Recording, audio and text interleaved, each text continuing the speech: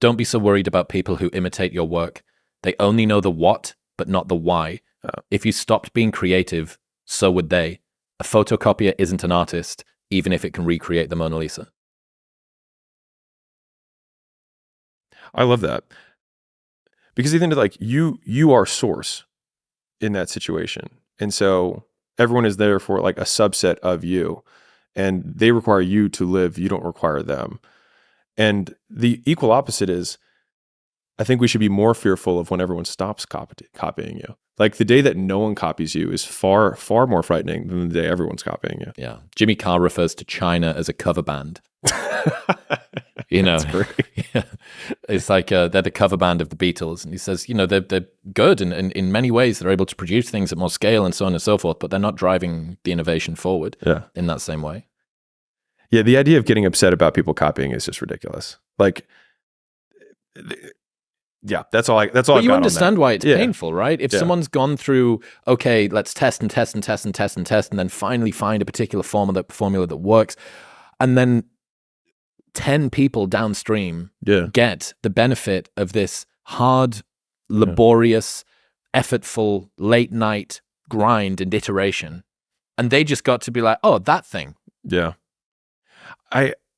So I think that like they'll be able to copy what they can see, but they won't be able to copy what they can't see, which is understanding why each of those pieces are in place. And when something changes in the future, they won't be able to iterate from there because they don't know why it was there in the first place. Not the why. Right. And so like, I mean, I've obviously dealt this with in a business context where like real dollars are at stake. And so like in the gym world, you know, Gym Launch, for those who don't know, I had a big licensing company. We had 5,000 locations. And anyways, so we had basically business processes that we would, you know, iterate and figure out why this worked. And so then I used to keep a list of names, and then it got too long and tiresome to keep the names of all the people who tried to take the stuff and then sell it as their own. I say their names every night before I go to bed. You think I don't remember you? I remember all of you. Yeah. And so none of them 10 years later are still around. And none of them even came to a 10th of the size of Gym Launch. And it was because it wasn't theirs. Like the person that I would be far more afraid of, somebody who comes out with a significantly better system than what we had to help gyms make more money and help their clients more. But like to this day, like there still isn't one, and Gym Launch is still the category king in that industry. And so it's like and that's because and we were talking about this earlier, everything is in R&D for us. And so we actually were the only licensing company that had an R&D department, and we would test, we call them plays, but we test plays every 14 days.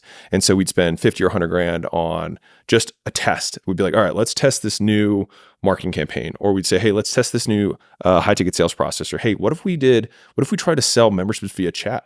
Let's just give it a shot, see what happens. And honestly, 70% of the time, it was worse than the control. Like it didn't work as well. And what we would do is we'd present it to the licensees and say, hey guys, guess what we just spent 50 grand on that you don't have to spend money on? Look at the results of this sell memberships Total via dog chat. Shit. Yeah. But the thing is that most people are actually really happy to know that it didn't work, because it felt like they were scratching an itch. They're like, oh great, I don't have to do that one. Yeah. Like someone did that test for me. So anyways, all that to say, unless you have that trail of bodies behind you that led you to figure out this one thing, when there is a kink in the system because some external condition changes, which it always will, they then don't know, which means you're always still going to be ahead. Yeah, that's very interesting. Yeah, because if you understand the physics of the system, if you understand the dynamics of why you're doing the things that you're doing, and something changes, you can respond. But it goes back to people with high standards. You have to presume that you win in the weeds. Yeah. You have to presume that you win in the weeds. And if you do, and if you're continuing to be this close to it, as soon as things change, you go, that's interesting. Why has that happened?